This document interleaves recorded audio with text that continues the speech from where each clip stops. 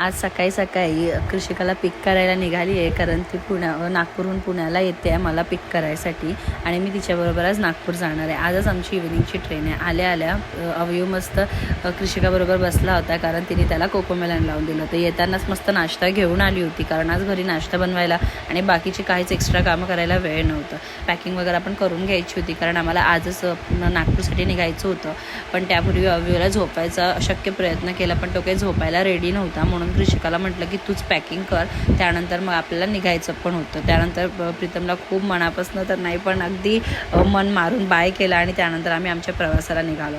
अवयूने मस्ती तर केलीच, पण मस्तीच बरोबर त्यांनी मस्त आम्हाला सपोर्ट पण केला. भरपूर बाहेर वेळ बघत डेस्टिनेशनपर्यंत पोहोचण्याच्या पूर्वीच मस्त आमचं इथे एन्जॉयमेंट झालं. त्याचबरोबर अवयू मस्त पळत होता इकडून इकडे. लहान मुलं तर त्याला एवढे काही भेटले नव्हते, पण आई आणि मावशी असल्यामुळे त्याचा भरपूर एंटरटेनमेंट होत होता.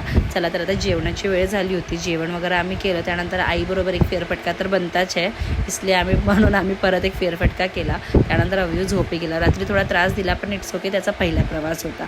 तर मिनी ब्लॉग इथेच एंड करते. बाय.